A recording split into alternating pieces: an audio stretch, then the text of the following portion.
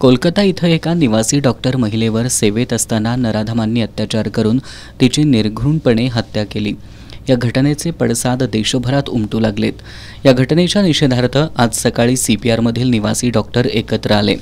कोलकातामधील घटनेतील पीडितेला न्याय द्या, डॉक्टर संरक्षण कायद्याची त्वरित अंमलबजावणी करा अशा घोषणा देत सीपीआरमधील निवासी डॉक्टर्सनी सीपीआर परिसरात फेरी काढली। यावेळी मार्ड कोल्हापूर संघटनेच्या प्रेसिडेंट रोहिणी जाधव यांनी पीडित डॉक्टर महिलेला न्याय मिळेपर्यंत अत्यावश्यक सेवा वगळता आपण कामावर बहिष्कार टाकणार असल्याचं सांगितलं।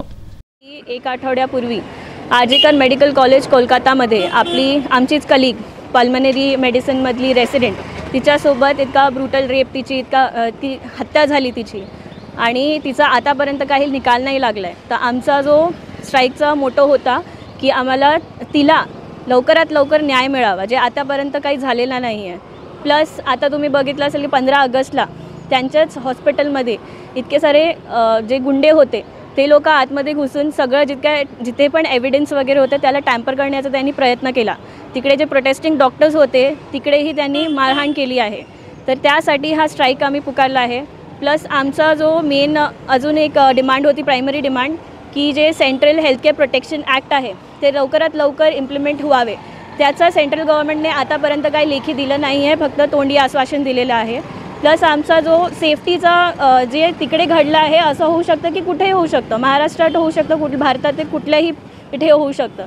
तर आम्हाला जे आहे की आम्हाला सेफ्टी पाहिजे। इथे जर बघितलं तर 150 सिक्युरिटी गार्ड्सची गरज आहे, पण आता सध्या फक्त 56 सिक्युरिटी गार्ड्स आहेत आम्हाला। तर जितक्या लवकरात लवकर होईल तर आम्ही स्टेट गव्हर्नमेंटला रिक्वेस्ट करतो की जितके डेफिसिट आहे, जे 94 गार्ड्सचा डेफिसिट आहे ते लवकरात लवकर इकडे डिप्लॉय व्हावे। प्लस जे सिक्युरिटी कॅमेराज आहेत ते जास्तीत जास्त इकडे वाढवावे। ते आम्ही आमच्या डीनसोबत बोललेले आहेत आणि त्यांनी पॉझिटिव्ह रिस्पॉन्स दिला आहे ह्याबद्दल।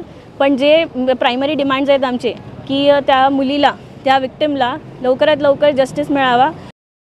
या आंदोलनात डॉक्टर विशाखा जगदाळे, केतन ठाकूर, सुकन्या साखरे, भोपाल तिवारी, आदित्य उपाध्ये यांच्यासह 200हून अधिक डॉक्टर्स सहभागी झाले होते। दरम्यान सकाळी कोल्हापूर मेडिकल असोसिएशनच्या पदाधिकाऱ्यांनी वैद्यकीय शिक्षण मंत्री नामदार हसन मुश्रीफ यांची भेट घेतली। यावेळी त्यांनी डॉक्टर संरक्षण कायद्याची त्वरित अंमलबजावणी करावी या मागणीचे निवेदन नामदार मुश्रीफ यांना दिलं। कोलकातामधील घटनेच्या निषेधार्थ आज कोल्हापुरातील डॉक्टरांनी काळ्या फिती लावून काम केलं। उद्या सकाळी 10 वाजता सीपीआर ते कावळा नाका असा मूकमोर्चा काढण्यात येणार आहे।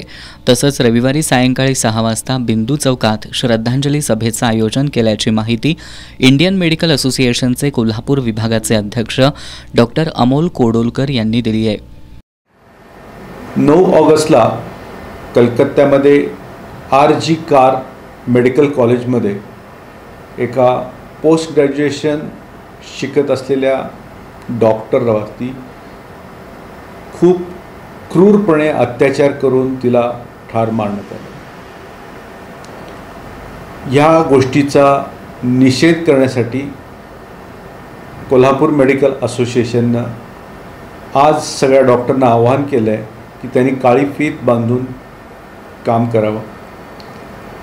उद्याला आम्ही सर्व दोन्ही मेडिकल कॉलेजचे स्टुडंट्स, कोल्हापूरमधले सर्व पॅथीचे डॉक्टर्स यांना आवाहन करतो की सीपीआर हॉस्पिटलपासून हा निषेध मोर्चा चालू होईल सकाळी 9:30ला आणि तो ताराराणी चौक येथे संपेल।